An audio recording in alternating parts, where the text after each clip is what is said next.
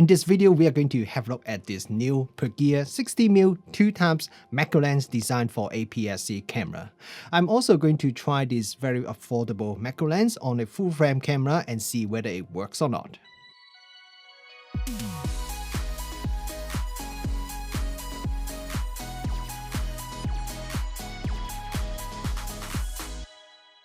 Kia ora, good morning everyone, Richard here, welcome back to the channel. I remember when I first started doing photography, at that time, if I want to do macro photo at higher than 1x magnification, there were not that many macro lenses in the market that can do that, and also the price of those lenses are pretty expensive.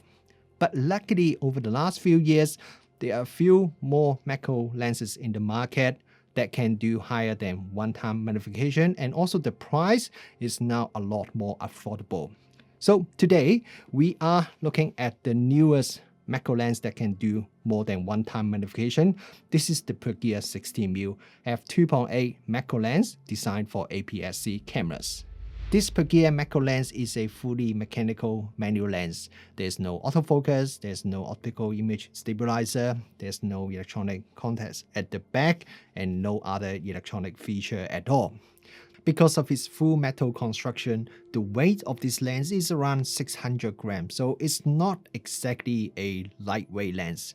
When I mount it on the Nikon Z50, so even though Z50 is quite a small camera, but because it does have a decent size grip on it, so overall, the balance is still feel pretty good.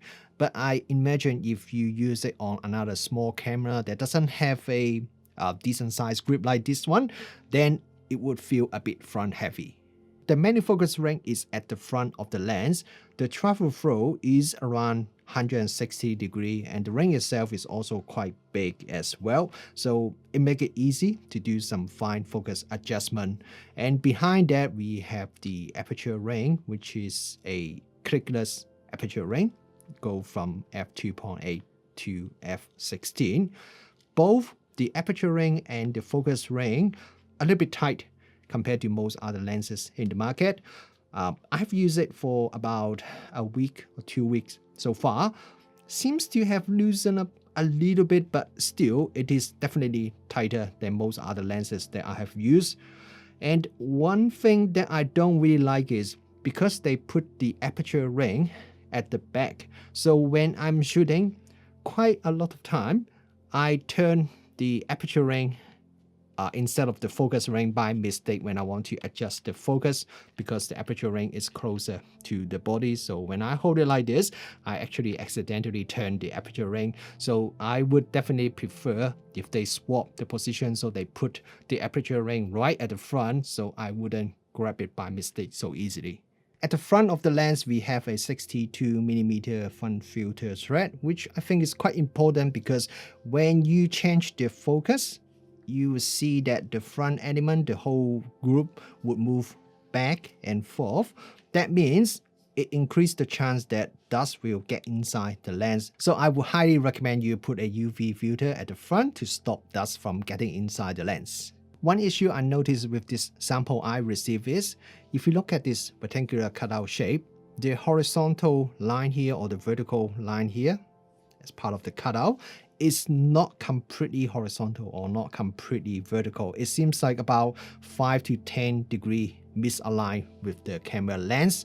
Now, it doesn't seem to create any issue when I'm taking photos, at least not with an APS-C camera. I'll talk about that a little bit later on.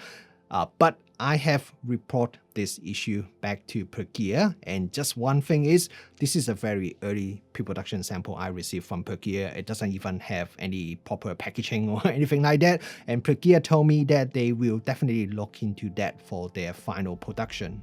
The biggest selling point of this Pergear 60mm macro lens is definitely its 2x maximum magnification, while it can still focus to infinity. So that means compared to a typical macro lens, you can do quite a bit more magnification, while you can still use it to shoot photos like landscape, portrait, or normal everyday photos.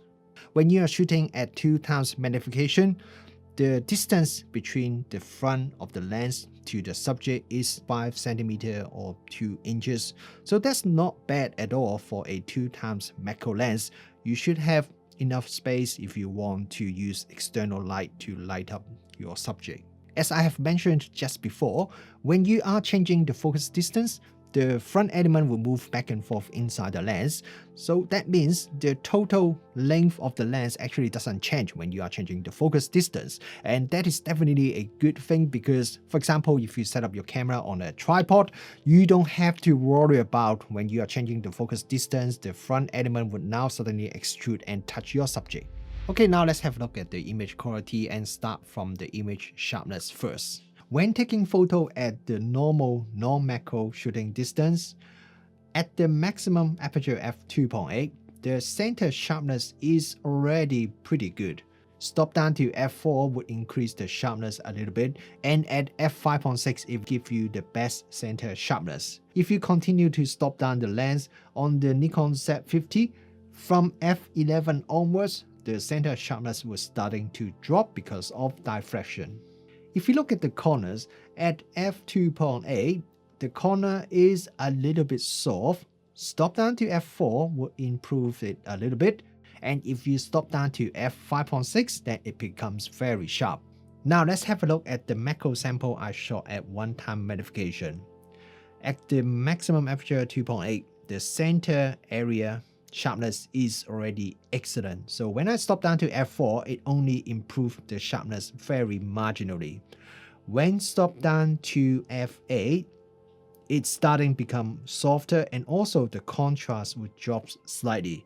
So keep it at between f2.8 and f5.6 if you want to have the best sharpness and contrast. At 2x magnification, the center area sharpness is also quite good at f2.8. Stop down to f4, we do see a little bit more improvement in terms of sharpness. Shooting at f5.6 will give you the sharpest result. Bokeh is usually quite round and not too nervous. However, I can see a little bit of onion pattern, especially in my test photo. When I stop down the lens, bokeh still remain relatively round even stop down to f11. Look at this test photo I shot at f2.8. Vignetting is already not bad at all at the maximum aperture.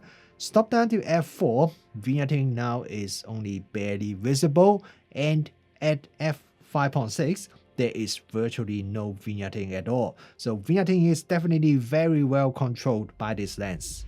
Chromatic aberration is also pretty well controlled by this lens. When I look at my real-life photos, I don't really see much chromatic aberration at all. And look at these local test photos, I can only see a very small amount of color fringing. So overall, chromatic aberration is very well controlled. In terms of distortion, I can see a bit of pincushion distortion when I was shooting my usual brick wall test photo. If I bring the photo into Lightroom and apply a -5 distortion adjustment, then I can get rid of most of the distortion. Lens flare control is, I would say, average. There are some other budget lenses that has a lot worse lens flare than this Pergear lens, but on the other hand, I do see a bit of lens flare and drop in contrast when I'm shooting into a bright light source, and also I can see there's a bit of uneven brightness across the frame when I'm shooting into a very bright light source. Usually when you're buying a macro lens, Sunstars is not a very important thing. So when I'm reviewing macro lens, a lot of time I will skip over this part completely. But when I was doing some testing, I found the Sunstar from this lens is actually pretty nice. If you stop down the lens to between f11 to f16, you can get some pretty nice looking and very clean 10-point Sunstars as well. I really wasn't expecting that, but definitely I'm not complaining. There are some pretty serious focus briefing, and you will find the field of view would start getting more narrow as you change the focus distance to the macro side. But this is completely normal as most other macro lenses would have pretty much exactly the same behavior. Because the size of this lens is not exactly the smallest APS-C lens, So I was a bit curious and wondering whether I can use this lens on a full frame camera or not. So I mounted on my Nikon Z6 and it's actually kind of usable. If you are shooting at maximum aperture f2.8, if you focus to infinity, there is a bit of vignetting, and then as you change the focus distance to a little bit closer, then the amount of vignetting will start to decrease, and at around 0.6 meter or so, there is virtually no vignetting. And if you then continue to move the focus distance closer, then you now starting to see a dark circle that is very visible near the edge of the frame when you're shooting macro photos. And what I noticed is from infinity to 0.6 meter, the vignetting is actually caused by the rectangular cutout shape at the front of the lens. And I noticed that because, as I mentioned before, the cutout shape is not perfectly aligned with the lens with this sample I received. So when I stop down the lens to around f5.6, then it becomes more visible. So what it means is you can use it on a full frame camera to shoot some portrait photo at the maximum aperture, but once you start to stop down the lens, then you will see some pretty noticeable dark corner or edges near the side of the frame. To be honest, when Pergear first told me about this lens, I really didn't have a high expectation because after all, it is a budget macro lens and it can do 2x magnification. So I was thinking at 2x magnification, it's probably not a very sharp lens. But to my surprise, it is actually a very sharp lens even at 2x magnification, because even at f2.8, the sharpness is already very good, which is something I completely didn't expect it. And also the other image quality, such as the chromatic aberration, vignetting, are both very good. Of course, as a budget lens, this is definitely not a perfect lens, and I mentioned some of the faults in this review, but overall I think the image quality is very good for a lens at this price. Being able to shoot some photo on a full frame camera at the normal focus distance is also a bit of surprise, but definitely I wouldn't recommend you to buy this lens if you only have a full frame camera. If you found this video useful, you can support me by giving a like, share this video, or drop a comment below and subscribe to this channel if you haven't already done that. And if you are interested in this Pergear lens, you can check out the link I put below to their official website.